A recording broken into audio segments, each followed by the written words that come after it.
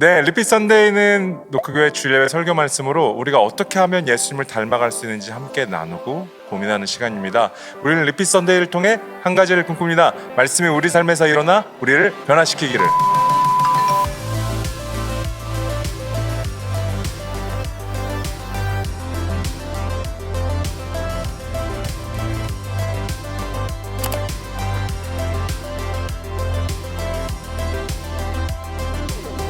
네, 리핏 선데이는 찬열 목사님의 주일 말씀을 가지고 우리가 함께 어떻게 하면 더 예수님을 닮아갈 수 있는지 말씀을 같이 이야기하고 또 생각해보는 시간인데요.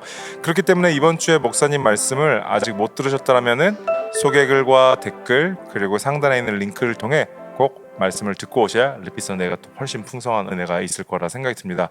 목사님 이번에 이제 성막 시리즈를 시작해 주셨어요. 근데 제가 들었던 목사님께서 지나가면서 좀 얘기를 해주시긴 하셨는데 드는 생각은 사순절에 우리가 부활절로 가는 과정에 성막과 함께 또 이어서 이은 지점이 어떤 부분에서 그러셨는지 좀 이야기를 듣고 싶었습니다. 성막은 우리가 이제 구약의 모형으로만 생각하고 어렵다 이렇게만 생각할 수 있는데 사실 고난 주간 때 보면 알겠지만 예수님이 돌아가시면서 이제 휘장이 찢어지지 않습니까? 네. 그러니까 성막과 굉장히 큰 관련이 있는 거고 음.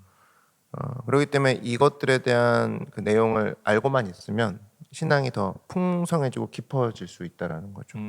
그래서 그 보통 이제 그 휘장이 찢어진다 이 정도로만 알고 있는 것도 많이 알고 있긴 하는 거지만 이왕이면 그 전체 성막을 디자인하신 하나님의 마음을 알면 거기에 예수님이 어떤 분이신지가 안 나올 수가 없거든요. 예. 그래서 성막 따로 그동안 성막 따로 뭐 신앙 따로 성막 따로 예수님 따로 알았다라면 성막을 통해 예수님을 입체적으로 묵상하는 그런 시간이 될 겁니다. 어쨌든 성막을 통해서 우리의 신앙, 뭐 사실 모든 말씀이 그렇긴 하지만 또 이번에는 성막이라는 우리의 중간에 렌즈를 통해 바라보는 예수님, 신앙을 통해 이번 사순절을 같이 걸어가고자 하는 또 내용이 있으신 것 같은데요. 특히 리피 선데이를 듣는 노커들에게 이 사순절을 어떻게 보내야 되고 어떻게 고난 주간 부활절까지 가야 되는지 목사님 또 얘기해 주시면 감사하겠습니다. 아마 사순절 때 이제 자기 욕심, 자기 고집, 자기가 잘 안 되는 게 이제 부글부글한 게 올라올 겁니다. 그렇게 하시는 경우가 많더라고요. 그래서 잘 안 되는 거 일부러 막 하나님께서 너 이거 네 고집 맞지? 그리고 이게 너지? 막 이런 것들.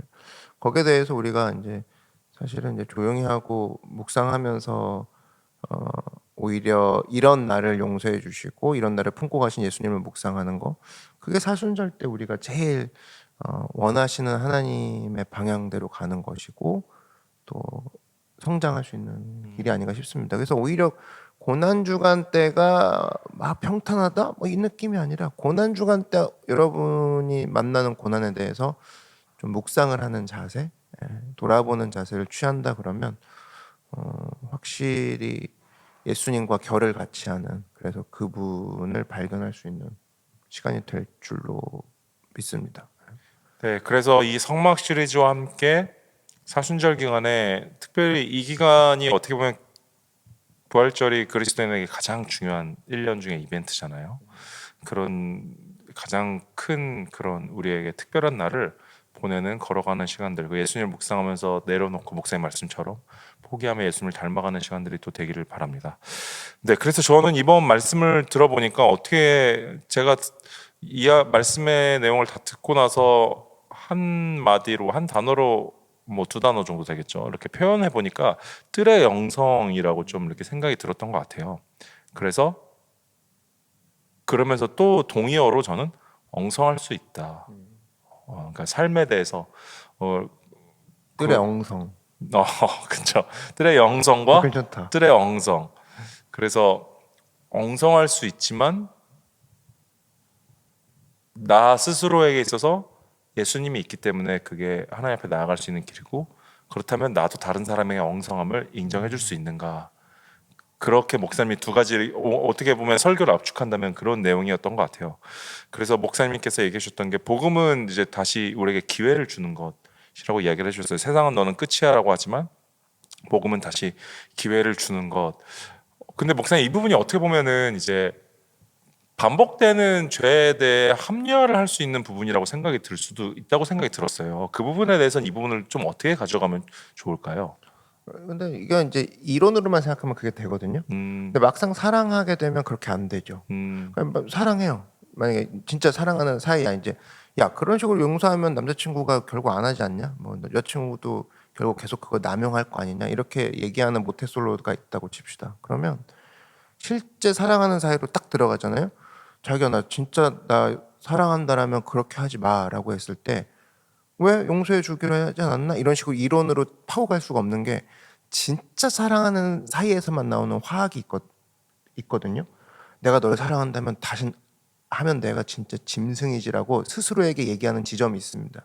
이걸 제3자는 절대 이해 못하는 거죠. 음, 야, 그렇게 용서해주고 그렇게 마음 놓을 때면 그럼 용서해줘야지. 이게 내가 용납 못해. 내 스스로가 그런 나로 다시 돌아가는 거 용납 못하거든 하면서 우리 엄마 아빠 늘 용서해 주시지만 난 그거 악용할 생각이 없어. 왜? 아빠 엄마 고생하는 거 봤거든. 이거는 야, 너 엄마는 무조건 용서해 주시는 거 아니야? 아빠 용서해 주신다며 이걸로 계속 동네 친구가 깝죽거려도 진짜 사랑하는 사이에 딱 들어가 버리고 아빠와 엄마의 그 보살핌의 그 노력과 눈물을 발견한 아들이나 딸이라면 내가 우리 부모한테는 그렇게는 다신 못하지. 내가 진짜 나 옛날엔 그럴 수 있어도 이걸 난 다신 못해. 요거는 진짜 경험한 사람은 그렇게 합니다. 음. 어. 또 부모님이랑 연결 지으니까 확 와닿는 것 같아요, 목사님. 그죠? 야 부모라면 용서해 줘야지 몇 번이고 다른 집 다 용서해 주는데 너 이번에 또 해달라 그래 뭐 이런 거 있잖아요. 근데 우리 아빠 엄마가 뭐 폐지 줍고 막뭐 자신의 장기를 드러내면서까지 나를 사랑해 주셨다. 이걸 발견한 아들내미들은 못하죠 그렇게. 이론상은 맞겠지. 엄마 자식에는 부모 없대 해줘. 또나 사랑하지 않아? 너 자식 아니야? 왜 낳았어? 이거는 이런 이론을 들고 오는 애들은 옆집 애들이다. 그러면 목사님 이제 우리가 그 성막으로 처음 들어가는 게 이제 이 뜰이잖아요. 네. 그 뜰에 들어가서 처음에 그 번제단을 봤을 때 우리가 이 사순절과 있는 저는 이 리피 선데이 때는 목사님이랑 한번 그런 일을 해보고 싶어요. 사순절에 목사님이 또 이 성막 시리즈를 전달해 주시니까 이제 거기에 있는 자리와 위치 기구들을 하나씩 설명해 주면서 이제 점점 들어가실 거잖아요. 그랬을 때 이 번제단을 우리가 사순절에서 묵상할 수 있는 방법은 무엇이 있을까요? 이걸 이제 우리가 다시 기회를 얻는 것이라고 했을 때 사순절을 출발하는 과정에서 그 사순절 묵상과 있는 부분이면 좀 어떤 부분이 있을까요? 다시 기회를 얻는다는 것 자체가 사실은 굉장히 큰 것 같아요. 그 성막 밖은 기회를 안 주는 세상이었거든요. 그러면 어떻게 보면 다시 내가 예수님께 나아가는 시작 지점으로 삼아도 좋을 것 같네요. 그렇죠. 네. 다만 뿔을 잡아야 되는 의지가 있어야 되는 거죠. 음, 그 지점은 허용을 하시는 겁니다. 아무것도 안 했을 때 다시 시작해라. 물론 뭐 그렇게도 다가오시지만 사실은 그 뿔을 잡을 정도의 갈급과 의지 정도는 확인하고 싶어 하시는 거고 그랬을 때 번제는 일단 죽음을 체험하는 거거든요. 그 번제단. 그래서 거기서 자기 양을 죽인다는 겁니다. 자기가 키우던 양을. 그리고 아무 죄 없는 양한테 안수해 갖고 자기 죄를 전가시킨다. 그거 자체가 사실은 어떻게 보면은 뭐 많은 걸 이미 많은 걸 갖고 있지 않나요? 그러니까 예수님이 성전에서 뒤집어 엎어버리신 이유가 남의 양을 돈 주고 사고 팔고 있는 구도로 만든 그 구도에서 이제 열 받으신 거죠. 왜? 자기 집 양을 흠이 없는지 있는지를 토요일부터 살핀 다음에 주일날 갖고 와가지고 양순이 양돌이 뭐 저희 집 같은 뭐 양이라면 뭐 켈리겠죠 고양이. 오늘 아침까지 사료 먹은 애를 가지고 안수한 다음에 야 내가 이번 주 죄진 거 너한테 줄게. 죽어야 되는데 죽인다면 그게 눈물 없이 죽이겠습니까? 그러니까 이론만 따지면 그렇게 된다니까. 뭐 죽이는 게 뭐 어려워요. 다음 주에 다시 켈리 한 번 더 죽이면 되지. 안 돼, 절대 안 되지. 반려견 말려면 키우는 사람들은 난리 날 걸요. 이론상은 맞는데 그렇게 어떻게 또 죽이냐는 거예요. 그걸 노리시는 겁니다. 그래서 실제 죽이지 않고는 안 되는데 이제 예수님이 신약 때 성전 가서 엎으신 이유는 죽여주세요 얼마예요 이렇게 되는 거죠. 전혀 죽음을 체험하지 않는 예배가 계속됩니다. 그러니까 죽음을 체험하지 않는 예배는 하나님이 예수님이 엎어버리신다 이거죠. 안 받으시고. 목사님께서 해주셨던 그 얘기가 생각이 나요. 번제단에서 다시 나를 새롭게 해주시는 예수님을 바라봐라. 십자가에 계신. 그게 사실 이 사순절의 출발점이라고 저는 생각이 듭니다. 목사님께서 이야기해 주신 거, 목사님의 이야기로 제가 다시 돌아가자 보면 결국 우리가 사순절을 올바르게 시작하는 것은 모든 것을 다시 새롭게 시작하시는 예수님 십자가, 그것을 바라봤을 때 우리가 이 사순절 기간을 의미 있게 보낼 수 있다라는 것. 그죠. 이게 두 순서를 따진다면 죽어야 다시 시작할 수 있어요. 죽어야 다시 시작할 수 있다. 이걸 보여주는 거죠. 그래서 근데 저는 사실 이게 목사님께서 물두멍과 이어주신 부분이 너무나 좀 너무 좋았는데요. 왜 좋았냐고 생각이 드냐면 나의 사순절로 끝날 수 있는 지점이 바로 물두멍으로 가면서 불완전한 물두멍을 보면서 노수로 지어진 다른 사람들도 그럴 수 있다라는 나의 마음, 다른 사람들을 바라보는 마음에 대해서 또 이야기를 해주셨어요. 그렇다라는 게 어떻게 보면 사순절 기간에 나의 묵상으로 나 혼자 거룩하고 나 혼자 금식하고 뭐 이렇게 보낼 수 있는 게 실제적으로 다른 사람에 대한 배려, 친절, 그리고 엉성해 보이는 사람들에 대한 우리의 사랑이 가야 된다는 생각으로 마음에 와닿거든요. 그래서 그 두 부분이 사순절 시작점으로 이어진 게 저는 굉장히 좀 의미 있게 다가왔습니다. 그렇죠. 그러니까 이게 뭐 자연스러운 건데 나 방금 문을 통과해 들어온 사람인데 뭐 아까 문을 통과해 들어와서 물두멍에 이제 자기 죄를 씻고 있는 사람이 있고 반면에 그 사람이 볼 때도 난 좀 아까 문에 들어왔던 사람이지만 이제 나는 죄를 씻는다. 뭐 또이또이거든요. 그 또이또이를 기억을 해야 된다라는 거고 그게 참 기가 막히게 뜰에 있는 모든 기구는 다 노스로 만들어졌다는 겁니다. 노스는 불완전할 수밖에 없는 게 녹일 수가 있거든요. 바벨론이 그거 녹여가지고 놋바다 그 솔로몬이 만든 거 이제 바벨론으로 갖고 가기도 했는데 그 정도로 노세 상태는 불완전한 상태인데 사실 그걸 보면서 많은 게 사실은 그래 지상의 교회도 불완전하고 또 우리의 지상에 있는 모습도 불완전하지만 사실 이거 자체가 핵심 영성이고 여기서 점점 성소로 들어가게 하시는 어떤 또 하나의 단계를 우리가 기다리게 하시는 소망이 있는 거죠. 맞습니다. 그래서 나와 다른 사람, 타인을 같이 시작하는 사순절 그 성막을 통해서 그걸 또 다시 봤던 것 같아요. 이런 거죠. 그러니까 물두멍에서 조용히 회개하고 싶어. 아무도 방해 안 하고. 그래서 저쪽 번제단 바로 뒤에 있잖아요. 양 잡고 막 꾀거리고 막 난리 나는 거야. 그러면 이제 막 회개한다는 사람이 짜증 못 내잖아요. 네. 짜증 내면서도 내가 아직 진짜 성격이 아직 덜하구나 이걸 깨달을 거고 번제단도 양을 어떻게 보면은 내 양과 시간을 갖고 싶고 조용히 이별하고 싶은데 그게 안 되는 거예요. 예, 이미 막 다른 양들 막 죽고 있고 울고 있고 그러니까 거기서 남을 배려가 아니라 어떻게 할까요? 혼자만의 신앙을 확 벗어나는 상황인 거죠. 뜰의 예배는. 그래서 혹시나 배려가 안 돼도 왜냐하면 배려할 만한 교양 있는 사람들이 다 들어온 건 아니니까 자기 죄에 지금 급급한 상황이 된다 그러면 어떻게 보면 남의 모습도 옛날에 내가 저랬어. 나 좀 전에 저랬어. 이런 식으로 이제 배려가 될 수밖에 없는 구도다. 그 구도가 독방이 아니었다. 그 구도는 사실 되게 기가 막힌 아이디어죠 하나님의. 네.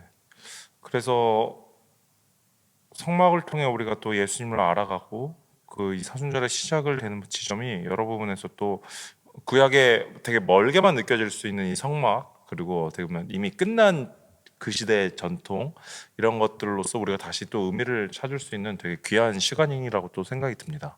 네, 그래서 성막 시리즈는 재밌을 거예요. 그리고 혹시나 아시는 분들도 다시 되새기는 게 이제 사순절 때 되새기니까 그 부분도 나 아는 내용이야 이렇게 넘어가지 마시고 다시 한번 점검해보는 네. 시간을 가지면 좋을 것 같아요. 목사님께서 처음에 설교 때 얘기해 주셨던 것처럼 사순절과 고난주간 부활절과 이으면서 이 묵상이 같이 성막의 의미와 같이 간다면 2025년의 사순절이 또 굉장히 의미가 있는 시간이 될 거라 생각이 듭니다. 좀 그것도 의미가 있어요. 우리가 이제 1층을 얻고 어떻게 보면 새로운 성전, 새로운 성막의 개념을 우리가 참 잊기 좋을 거라고 생각이 들어요. 하드웨어적인 뿐만 아니라 이것의 본질적인 의미, 예배의 본질적인 의미를 성막을 통해서 우리가 다시 한번 되새긴다 그러면 교회도 더 사랑하게 되고 또 예배에 대해서 우리가 하나님 앞에 더 되돌아보는 시간이 되지 않을까. 네. 노크교회 이 리피 선데이나 목사님의 주일 말씀 사실 그리고 크루 이 모든 바이블 크루 그리고 사실 우리가 함께하는 액티비티 크루도 그 안에서 예수님을 닮아가고 예수님과 함께하려는 여정들이 들어가 있거든요. 그래서 사실 늘 목사님의 설교를 통해 결과적으로 우리가 결론으로 예수님을 알게 되지만 또 예수님을 직접적으로 터치하고 알아가는 그 시간들은 되게 의미가 있는 시간인 것 같아요. 그래서 이런 성망의 부분들이 여러분들이 하고 계신 크루, 팀 모든 것에 적용이 돼서 함께 묵상해서 지어져 나가는 시간들이 됐으면 좋겠습니다. 그러니까 이런 거죠. 쟤 왜 저러냐 아직도 있을 수 있다는 겁니다. 맞아요. 왜냐면 이제 막 문을 통과한 사람이기. 너무나 당연한 일이죠. 그러니까 이게 문을 통과했다라는 생각이 없으면 언제까지 용서해 주란 말이에요. 요거밖에 안 나오거든요. 근데 문을 통과해 들어왔어. 그럼 얘는 좀 있으면 번제단으로 갈 거고 좀 있으면 물두멍도 지가 막 진심으로 사죄할 거야 하나님 앞에. 이게 머릿속에 있으면 조금 여유를 주게 됩니다. 너 아직 물두멍 앞에서 먹으려고 하는구나. 너 좀 두고 봐라. 좀 있으면 씻게 된다. 나도 기다려줄게. 요게 됐는데 저 문으로 들어왔어라는 그 별거 아닌 개념이 없잖아요. 언제까지 용서해 주라는 거예요. 이게 되는 거예요. 그 되게 그 울타리가 주는 의미가 큽니다. 네. 감사합니다, 목사님. 그래서 이번에 처음으로 이번 주에 이제 성막 시리즈를 나가게 됐는데요. 이 성막 시리즈를 듣고 사순절 기간을 보내는 우리 녹커들에게 한마디 이야기해 주고 오늘 리피 선데이 마치도록 하겠습니다. 여러분 사실은 사순절 뭐 계속 될 거예요. 매년 계속 되잖아요. 근데 이제 자기가 그 사순절을 어떻게 보내느냐에 따라서 신앙의 성장은 달라지거든요. 특별히 여러분 크루 안에서 이것들을 꼭 같이 한번 나눠 보십시오. 사순절에 대해서. 그리고 요즘 보니까 1층 저희가 지금 촬영하고 있는 1층에서 이렇게 예배 끝나고 같이 기도하는 무리들이 종종 보이더라고요. 너무 아름답고 이런 사순절 기간에 더욱 더 조금 소외돼 보이고 그리고 그냥 애써 웃으면서 헤어지려고 하지만 딱 붙잡고 같이 기도하자 그러고 이런 식의 좀 어떤 예수님의 사랑과 예수님의 어떤 품어주심을 작은 실천으로 해내는 우리 모든 크루들 또 우리 노크들이 되기를 바랍니다. 네, 그러면 우리 다음 주 리피 선데이 때 만나도록 하겠습니다. 안녕.